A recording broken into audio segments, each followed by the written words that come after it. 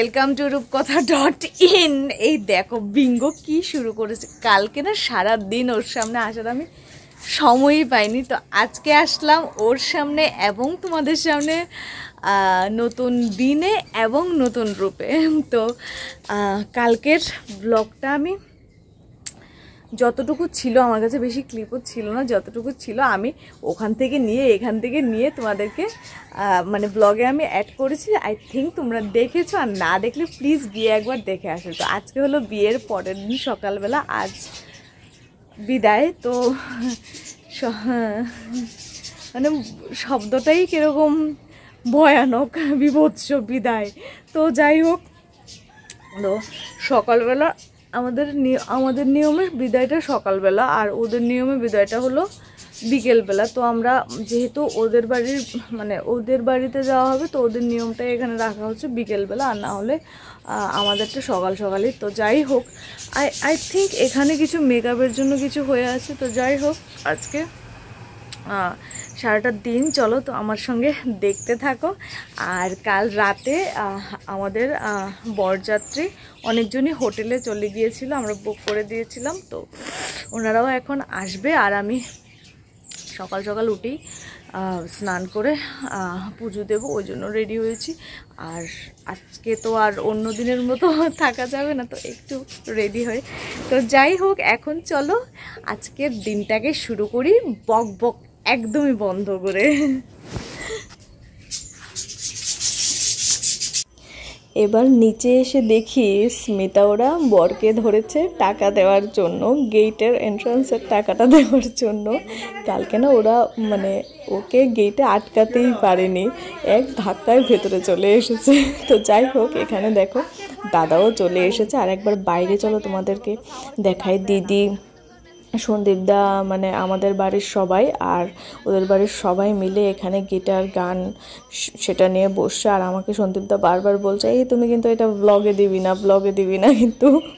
তো যাই হোক, আমি তো দেবই অবভিয়াসলি, যেটার জন্য আমি ব্লগ করছি। তো চলো এখন ঘরে গিয়ে এবার যাবার পালা আস্তে আস্তে শুরু হয়ে যাচ্ছে। ব্যাগটা প্যাক করে নিচ্ছে। আর এখানে দেখো বড় মা আমাকে বলছে যে তোর পায়ে আলতাটা একদম ধুয়ে মুছে গেছে, এটাকে তুই বস, আমি দিয়ে দিচ্ছি। আবার আজকে বিদায় শব্দটা শুনতেই কীরকম বিচ্ছিরি না? তো যাই হোক, বড় মায়ের হাতে আমি আলতা পরছি। জানি না আবার কবে জীবনে বড় মায়ের হাতে আমার আলতা পরা হবে। আর এই বড় মা না বিয়েতে প্রচুর খেটেছে। আর এখানে দেখো আমার স্কুল ফ্রেন্ডসরা, যারা সব সময় বেস্ট ফ্রেন্ডসের জায়গাটা জুড়ে থাকে, তারা চলে এসেছে। আমি বারবার কালকে বলে দিয়েছিলাম যে বিদায়ে কিন্তু তোরা থাকবি। আসলে কি বলো তো, জীবনের বিশেষ দিনগুলোতে বন্ধুবান্ধব ছাড়া আমার কাছে অসম্পূর্ণ মনে হয়। তো এখানে ওরা সবাই মিলে আমাকে রেডি করে দিচ্ছে। আর আমার ছোটদি ভাই বললো যে ওকে আরেকবার সিঁদুরটা পরিয়ে দেয়। তো ও আমাকে সিঁদুরটা পরিয়ে দিচ্ছে। আসলে যে যাই করছে না কেন, কেউ আমাকে সাজাচ্ছে, কেউ আমাকে হাসাচ্ছে, কিন্তু আমার বুকের ভেতরে যে কি প্রচণ্ড যন্ত্রণা হচ্ছে সেটা আমি জানি। যেমন আমার কথা বলতেও ভালো লাগছে না, কারোর দিকে তাকাতেও ভালো লাগছে না, কী যে হচ্ছে আমি বলে বোঝাতে পারবো না। আর এই দেখো বিদায়ের পর্ব এক্ষুনি শুরু হবে। আমি শুধু বারবার ঠাকুরকে বলছিলাম যে আমি আমার বাবা মায়ের বড় সন্তান, সেই হিসেবে আমি সব সময় চেয়েছি আমার বাবা মা ভাইকে আগলে রাখতে। ঠাকুর কাছে আমি বারবার বলছিলাম যে আমি চলে যাচ্ছি, তোমার কাছে আমার বাবা মা ভাইকে আমি দিয়ে যাচ্ছি। ভয়েস ওভারটা দিতে তো আমার চোখে জল। আমার বাবা মাকে ঠাকুরের কাছে আমি দিয়ে যাচ্ছি, তোমরা শুধু আমার বাবা মাকে সুস্থ রেখো, বাবা মা ভাইকে শুধু সুস্থ রেখো, আর কিছু আমি চাই না। বাবা মা দুজন চাকরি করে আমাদের দুজনকে না মানুষের মতো মানুষ করেছে। দিনের শেষে এটা বলতে আমার গর্ব লাগে, প্রচণ্ড গর্ব হয়। মানুষের মতো মানুষ করেছে। আমার মা বাবা ভাই কী করেছে, আমাকে ছেড়ে থাকবে? আর ভাই তো আমার সঙ্গে ওর সাথে না, ওকে না নিজের বেস্ট ফ্রেন্ড বললেও অনেকটা কম হবে।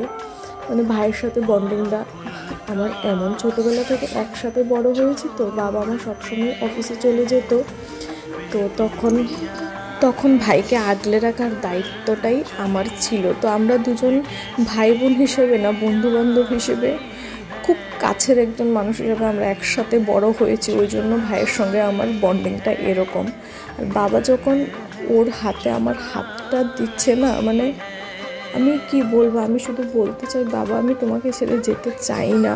মানে আমার বাবা প্রচণ্ড পুলিশ ডিপার্টমেন্টে চাকরি করে, তো প্রচণ্ড কষ্ট করেছে, এখনও করছে, নাওয়া খাওয়া ছেড়ে প্রচণ্ড কষ্ট করছে। আমার মাও, তো দুজনকেই আমি সবসময়, যতই আমার বিদায় হোক না কেন, কন্যাদান সেটা মুখে হয়, যতই কন্যাদান হোক না কেন, আমি বাবা মায়ের কাছে সবসময় তাদের মেয়ে হয়েই থাকবো।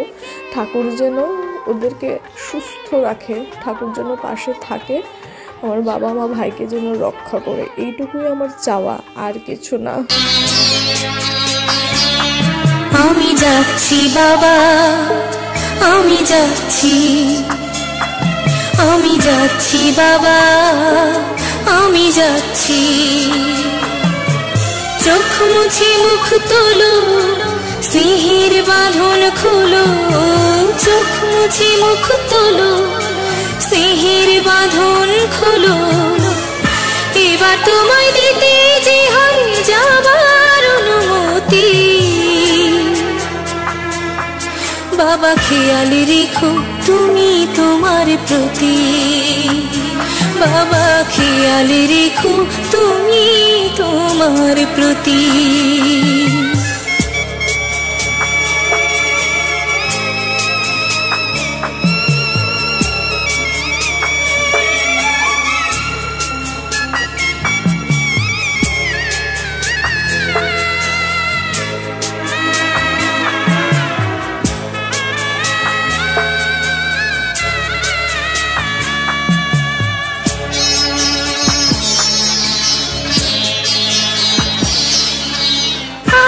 সোহাগ দিয়ে যদি করলে আমায় বড়, কেন তবে এমন করে কন্যাকে পর করো।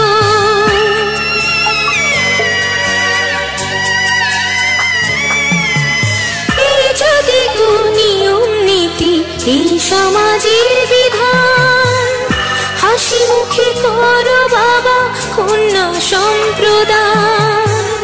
তবে কেন কান্না চোখে এই কোন অনুভূতি, বাবা খেয়াল রেখো তুমি তোমার প্রতি, বাবা খেয়াল রেখো তুমি তোমার প্রতি।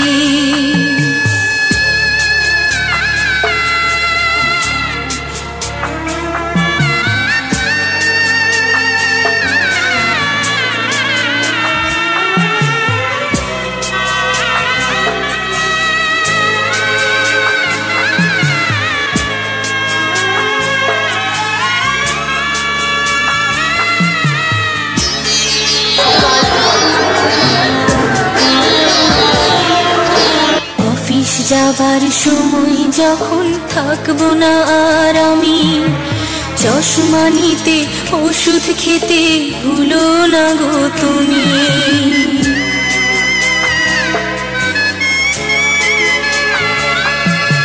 বুক যে আমার যাচ্ছে ভেঙে, মন মানে না মানা।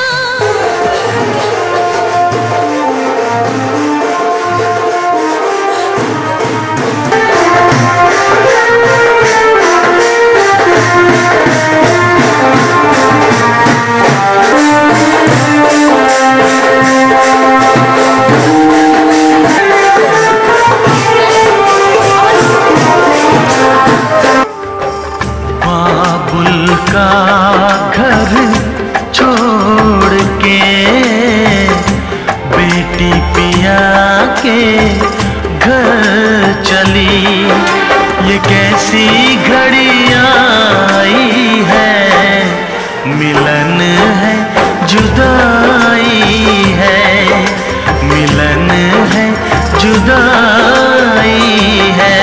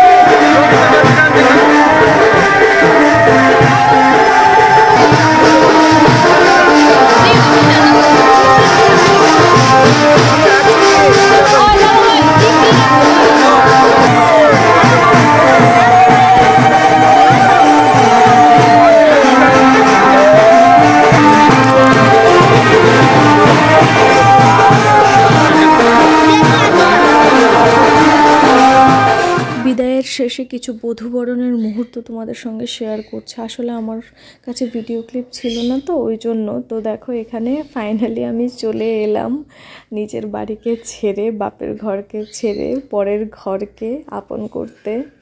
তো এখানে দেখো সবাই ওকে বলছে যে কোলে তোলে নে, কোলে তোলে নে। তো ও কোলে তুলেই ঘরে নিয়ে আসলো আমাকে। আর এখানে আমাকে সবাই, মা বাবা সবাই আমাকে বরণ করে নিচ্ছে। আর তোমাদের যদি আমার এই বিয়ের ব্লগগুলো ভালো লাগে তাহলে প্লিজ সাবস্ক্রাইব করে দিও আর আমার চ্যানেলটার সাথে থেকো। চলো আজকের জন্য এইটুকুই। কালকে ফিরে আসবো আমার চতুর্থী মঙ্গলের বিয়ে এবং ভাত কাপড়ের ব্লগ নিয়ে। টাটা, সবাই খুব খুব খুব ভালো থেকো।